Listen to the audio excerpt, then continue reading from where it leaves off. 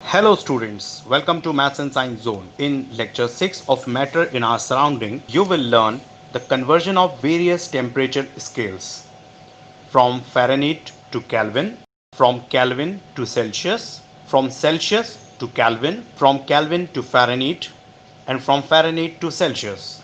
That means you'll come across all the three scales of temperature. You will also learn latent heat of vaporization and graphical representation of latent heat of vaporization. 6 matter in our surroundings video 1 out of 2. सबसे पहले मैं discuss कर रहा हूँ board पे दो फॉर्मूले मैंने लिखे हुए हैं फ़ारेनहाइट और सेल्सियस का कन्वर्जन. फ़ारेनहाइट और सेल्सियस ये हम लोग दो टेम्परेचर की स्केल्स जान चुके हैं और हम लोग को एक थर्ड स्केल कैल्विन भी मालूम है. कैल्विन के बारे में मैंने पहले भी डिस्कस किया था कि कैल्विन का रिलेशन क्या होता है. 273 kelvin makes which is 273 Kelvin makes 0 degree Celsius, but on an accurate basis we talk about 273.16 Kelvin makes 0 degree Celsius. लेकिन एक राउंड ऑफ वैल्यू में हम 273 Kelvin को 0 डिग्री सेल्सियस लेते हैं. दूसरी स्केल हम लोगों को फॉर्मूला दिया नहीं है, but in class 9 we should be known with this formula, भले ही एनसीईआरटी में ना दिया हो. That Fahrenheit equals to 9/5 C plus 32, और we can say C equals to 5/9 F minus 32. This is just arrangement. ये मैंने F के टर्म्स में अरेंज कर रखा है, ये C के टर्म्स में अरेंज कर रखा है. There is no change in that. दोनों फॉर्मूले एक ही हैं. किसी एक को जो आपको आसान लगे आप उसको याद कर लीजिए. ठीक है. You should know the conversion of Celsius to Fahrenheit. You should know the conversion of Fahrenheit to Celsius. And Kelvin conversion degree Celsius में भी पता होना चाहिए. चलो लेट अस प्रैक्टिस वन और two numericals based on it. तो सबसे पहले एक काम करते हैं. मैं ऊपर वाले फॉर्मूले को ही चुन रहा हूँ. तो मान लो तुम्हें दिया हुआ है C इक्वल्स टू 25. ठीक है, 25 डिग्री सेल्सियस दिया हुआ है. If C equals to 25 degree, then F की वैल्यू निकालनी है. तो F इक्वल्स टू क्या आएगा, 9/5 इंटू 25 प्लस 32. 5 से 5 टाइम्स कटा, 45 प्लस 32 यानी कि 77 फ़ारेनहाइट. 77. तो 77 फ़ारेनहाइट आपका टेम्परेचर आया जब सेल्सियस में 25 डिग्री सेल्सियस हुआ. तो यहाँ पर फ़ारेनहाइट में वो 77 डिग्री हुआ. Right. Kelvin we don't need to put a degree. Fahrenheit और सेल्सियस में हम डिग्री लगा सकते हैं. ओके, इनफैक्ट डिग्री लगानी चाहिए. अब इसके बाद एक और कन्वर्जन लेते हैं. सपोज मैंने लिया सेल्सियस में -40 का, -40 degree Celsius. Okay, now Fahrenheit convert करके निकालना है. F equals to 9/5 into -40 plus 32. -40 कैसा टेम्परेचर होगा, खूब ठंडा है ना. डीप रेफ्रिजरेटर्स में -40 टेम्परेचर होता है. -40 कौन सी रशिया में जगह है जिसमें -40 टेम्परेचर रहता है? वर्कोयांस रशिया की एक जगह है जहां पर टेम्परेचर -40 रहता है और still there people survive over there. Anyways -40 is highly chilled. 5 से यहाँ 40 को काटा, 8 -8 8 64 72 -72 प्लस 32. अरे ये क्या हुआ, ये भी आंसर -40 आ गया. ये क्या हो गया, -40 degree Celsius. F equals to -40 आ गया. Yes, it is to be remembered. ये इकलौता ऐसा टेम्परेचर होता है जिसपे सेल्सियस स्केल और फ़ारेनहाइट स्केल बराबर होती है. -40 degree Celsius is equivalent to -40 degree Fahrenheit. ठीक है. फ़ारेनहाइट और सेल्सियस का इकलौता 40 डिग्री ऐसा पॉइंट है जिसपे सेल्सियस और फ़ारेनहाइट बराबर होते हैं. फॉर्मूले की प्रैक्टिस हो गई. अब एक दो अपने आप को खुद को होमवर्क देना. सेल्सियस के 2-4 टेम्परेचर देना, फ़ारेनहाइट निकालना, फ़ारेनहाइट के 2-4 टेम्परेचर देखना, सेल्सियस निकालना. ठीक है. You have to do this in copy. Okay, अब कैल्विन का कन्वर्जन करते हैं. कैल्विन में कन्वर्जन क्या सीखा हम लोगों ने. कैल्विन का कन्वर्जन है 273 Kelvin equals to 0 degree Celsius. अब 0 डिग्री सेल्सियस में कन्वर्जन करना है. सपोज 10 डिग्री सेल्सियस दिया हुआ है तो कैल्विन में कितना होगा, then 10 degree Celsius equals to 273 में 10 ऐड कर दें, 283 कैल्विन. यहाँ डिग्री का निशान लगाने की जरूरत नहीं है. तो 10 degree Celsius equals to 283 Kelvin हो गया. ठीक है. बस क्या करना है, जितना बोला जाए उससे 273 आगे चलना है. अब एक फर्स्ट पार्ट हुआ, अब इसका सेकंड पार्ट अगर करता हूँ. इफ मुझे सेल्सियस में टेम्परेचर दिया है -40 है ना, -40 से ही इसका भी निकालते हैं. Then -40 degree Celsius equals to 273 में से 40 माइनस कर दो, 233 कैल्विन. माइनस क्यों करना पड़ा, क्योंकि 273 जीरो पे होता है, -40 है तो बैक में जाएंगे ना तुम्हारी नंबर लाइन पे. नंबर लाइन से सीखे हुए हो ना. तो 0 से 273 पे है, यहाँ 40 के इस तरफ जाना है. तो 273 से 40 रिड्यूस किया, 233 Kelvin equals to -40 degree Celsius. ठीक है, अब इसके भी 2-4 क्वेश्चन अपने आप को सेल्फ देंगे और होमवर्क में इसको करेंगे। ठीक है, वी शुड नो तीनों टेम्परेचर स्केल्स का एग्जिस्टेंस और तीनों टेम्परेचर स्केल्स में हमें कन्वर्जन आना चाहिए। अब एक अपने आप से एक फॉर्मूला और बनाने की कोशिश करना और मुझे व्हाट्सएप करना, ग्रुप पे भले ही व्हाट्सएप करना, एक फॉर्मूला बनाना, एक रिलेशन बनाना केल्विन टू फ़ारेनहाइट की। ठीक है, देखता हूं कौन सबसे पहले भेजता है। केल्विन से फ़ारेनहाइट का एक रिलेशन स्वयं में बनाना, जैसे ही सबसे पहले ये वीडियो देख लो। ओके, अब इसके बाद हम लोग बात कर रहे थे लास्ट टाइम लैटेंट हीट की। तो लैटेंट हीट में हम लोगों ने किसकी बात कर ली थी? लैटेंट हीट ऑफ फ्यूजन या मेल्टिंग की। Fusion is another term use for melting. तो हम लोगों ने लैटेंट हीट ऑफ फ्यूजन को बोला था कि जो भी अमाउंट ऑफ हीट 1 kg किसी सब्सटेंस को चेंज करने के लिए चाहिए सॉलिड से लिक्विड में eight atmospheric pressure at its melting point, उसको हम लोगों ने बोला था कि वो लैटेंट हीट ऑफ फ्यूजन कहलाती है। अगर फॉर्मल डेफिनेशन की बात करूं तो क्या होगी? The amount of heat energy that is required to change 1 kg of a solid into liquid at atmospheric pressure at its melting point is known as latent heat of fusion और latent heat of melting. ठीक है, अब इसमें हम लोगों को जैसे water के बारे में बात करें तो वाटर का आइस का फॉर्मेशन होता है सॉलिड स्टेट में। तो सॉलिड स्टेट में जब आइस बनी हुई है तो आइस आपकी मेल्ट होती है और वाटर का फॉर्मेशन करती है। तो यानी 1 kg आइस का 1 kg ऑफ आइस को आपने वाटर में कन्वर्ट करने के लिए, ठीक है, 1 kg आइस कब रहती है? मान के चलते हैं कि 0 डिग्री सेल्सियस पे आइस का फॉर्मेशन होता है और जब ice 1 kg ice 0 degree Celsius पे 0 डिग्री सेल्सियस के ही वाटर में कन्वर्ट होती है without any change of temperature. तो यहां पर जो हीट सप्लाई हुई होती है वो लैटेंट हीट सप्लाई हुई होती है। और हम लोगों को लैटेंट हीट की खास बात क्या मालूम है कि लैटेंट हीट टेम्परेचर स्केल पर कोई चेंजेस नहीं करती, क्योंकि इस हीट की रिस्पॉन्सिबिलिटी क्या है? इस हीट की रिस्पॉन्सिबिलिटी है चेंज ऑफ स्टेट लाना। तो इसने सॉलिड से लिक्विड में लेके आई, 0 डिग्री सेल्सियस की आइस 0 डिग्री सेल्सियस के वाटर में कन्वर्ट हुई। तो जहां पर भी लैटेंट हीट का इन्वॉल्वमेंट होगा 3 बातें याद रखनी है। हिडन हीट होती है नंबर 1, नंबर 2 इसका काम क्या है? Change of state. ठीक है, तीसरा जब भी लैटेंट हीट का एप्लीकेशन होता है there is no change in the temperature. अब वेपोराइजेशन क्या होता है? किसी भी चीज का लिक्विड से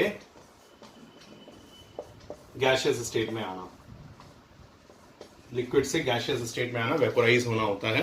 तो लैटेंट हीट ऑफ वेपोराइजेशन के बारे में, लैटेंट हीट का मतलब तो तुम लोग समझ ही चुके हो, हिडन हीट होती है। अब वेपोराइजेशन क्या है? भाई किसी भी चीज को आप वेपोराइज करोगे तो उसके बॉइलिंग पॉइंट तक उसको हीट करना पड़ेगा। अच्छा, एक बात दिमाग में रखना, इवेपोरेशन नेचुरल फिनोमेना है, वेपोराइजेशन नहीं। वेपोराइजेशन के लिए आपको किसी भी चीज को बॉइलिंग पॉइंट तक हीट करना पड़ता है, राइट? अब हम लोग अगर बॉइलिंग पॉइंट तक हीट कर रहे हैं तो पहले हमें पता होना चाहिए बॉइलिंग पॉइंट क्या होता है। तो temperature at which a liquid starts boiling at the atmospheric pressure is known as its boiling point. ठीक है, boiling is a bulk phenomenon. ये भी एक बार एमसीक्यू के डिस्कशन में मैंने बताया था, boiling is a bulk phenomenon. Bulk phenomenon क्यों है? क्योंकि ये पूरी बल्क में एक साथ बॉइलिंग होती है।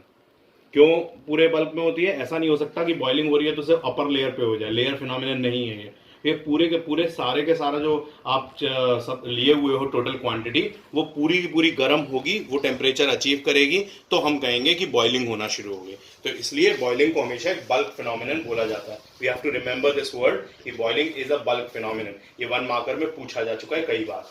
और particles from the bulk of the liquid gain enough energy to change into the vapour state. अच्छा, अब हम लोग अभी पानी का एग्जांपल ले रहे थे, वाटर का एग्जांपल ले रहे थे। तो वाटर लिक्विड किस टेम्परेचर पे होता है? रूम टेम्परेचर पे। जो नेचुरल स्टेट है वाटर की वो लिक्विड ही है। गैसियस स्टेट में कन्वर्ट करने के लिए हमें वाटर को क्या करना पड़ता है?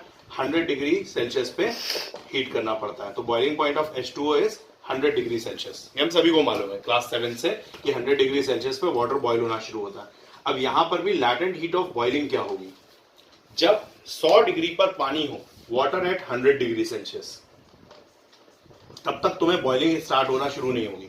और उसके बाद जब तुम देखोगे बॉइलिंग होना शुरू हो गई, पानी वेपोराइज होना शुरू हो गया, तो तुम उन वेपर्स में बनते वक्त भी जब उसका टेम्परेचर नोट करोगे तो स्टीम फॉर्म में पूरी कन्वर्ट हो जाएगी और स्टीम भी रहेगी किस पे? 100 डिग्री सेल्सियस पे। तो वाटर एट 100 डिग्री सेल्सियस मान लो 5 मिनट में पहुंचा और अगले 10 मिनट लग गए स्टीम एट 100 डिग्री सेल्सियस होने में। पूरा 1 किलो तुमने वाटर लिया तो 5 मिनट में ही जब 100 डिग्री सेल्सियस वाटर का टेम्परेचर अचीव हो गया था और उससे दुगनी लगभग हीट चली गई स्टीम में कन्वर्ट करने में। तो ये सारी हीट जा कहां रही है? ये कहां जा रही है? लैटेंट हीट ऑफ वेपोराइजेशन के रूप में। इसका रोल क्या है? ये वो हिडन हीट है जो क्या करेगी? चेंज ऑफ स्टेट करेगी, वाटर को स्टीम में कन्वर्ट करेगी, लेकिन टेम्परेचर स्केल पर कोई चेंजेस नहीं आएगी। वाटर एट 100 डिग्री सेल्सियस और स्टीम एट 100 डिग्री सेल्सियस के बीच का जो अंतर है वो लैटेंट हीट ऑफ वेपोराइजेशन है। इस पर एक बड़ा इंपॉर्टेंट क्वेश्चन बनता है कि if a person gets the burn from the steam, then it is a very severe burn, whereas if a person get burned from the water at 100 degrees celsius, the burn is not that much severe. इसका कारण क्या है कि water at 100 degrees celsius only has the heat in which it has achieved this temperature of 100 degrees celsius, but steam at 100 degrees celsius not only have that much heat what water had, it also has latent heat of vaporization carried into it. तो जो heat amount है वो बहुत ज्यादा है steam के पास, और water at 100 के पास बहुत कम हीट स्टोर्ड है, इसके पास हीट स्टोर्ड बहुत ज्यादा है। ऐसे ही क्वेश्चन और भी बनता है कि why the ice at 0 degree Celsius creates more cooling than the water at 0 degree Celsius. तो उसका भी आंसर यही होता है कि ice at 0 degree Celsius has lot of latent heat of melting, तो it absorbs lot of latent heat of melting. तो वो जब लैटेंट हीट ऑफ मेल्टिंग के रूप में बहुत सारी हीट आसपास की सराउंडिंग से एब्जॉर्ब करेगी, तो उसके कारण वो बहुत सारी ठंडक क्रिएट कर देगी।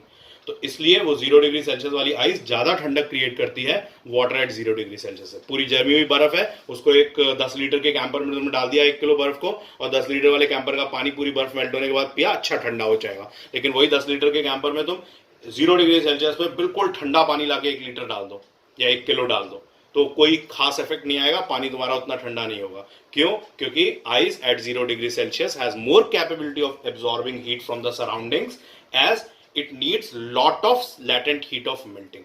तो वो लैटेंट हीट ऑफ मेल्टिंग के रूप में पहले हीट एब्जॉर्ब करेगी, खुद को मेल्ट करेगी, फिर 0 degree water at 0 degree Celsius पे पहुंचेगी। जरा इसी बात को, अब लैटेंट हीट ये भी समझ में आ गया ना, वेपोराइजेशन भी अच्छे से। अब जरा इस बात को ग्राफिकली अगर मैं तुम्हें रिप्रेजेंट करूं तो ग्राफिकली कैसे रिप्रेजेंट करूंगा?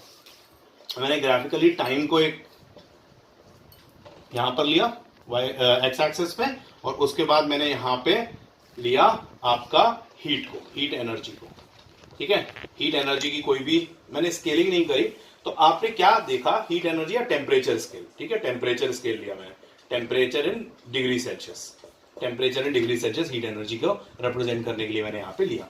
अब आप एक चीज गौर करना कि शुरुआत में टाइम खर्च होता जाएगा, ये मैंने 0 और यहाँ पे मान लो 5 मिनट्स, 10 मिनट्स, 15 मिनट्स, ये मैंने ग्राफ के 3 पॉइंट्स बनाए। ठीक है, 5, 10, 15।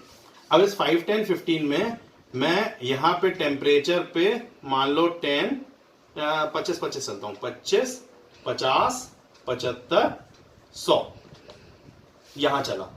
मैंने क्या देखा? ये टेम्परेचर यूनिफॉर्मली बढ़ता बढ़ता बढ़ता बढ़ता 7.5 मिनट में लगभग 100 पे पहुंच गया। ठीक है, 7.5 मिनट में लगभग 100 पे पहुंच गया, और फिर उसके बाद टेम्परेचर कांस्टेंट हो गया, हीट एनर्जी नहीं। ये मैंने टेम्परेचर लिया है। ठीक है, यहाँ मैंने टेम्परेचर लिया, मेरी वाई एक्सेस जो है वो टेम्परेचर है, टेम्परेचर इन डिग्री सेल्सियस। ठीक है, अब यहां पर ये मेरी ग्राफ लाइन जो रिप्रेजेंट कर रही है, ये गेन ऑफ टेम्परेचर को रिप्रेजेंट कर रही है A to B में, और B to C में मेरी ग्राफ लाइन क्या रिप्रेजेंट कर रही है? ये लैटेंट हीट को रिप्रेजेंट कर रही है। लैटेंट हीट को कैसे रिप्रेजेंट कर रही है? यहां पर 100 डिग्री सेल्सियस मेंटेन होगा, लेकिन ये लैटेंट हीट ऑफ वेपोराइजेशन को रिप्रेजेंट करेगी।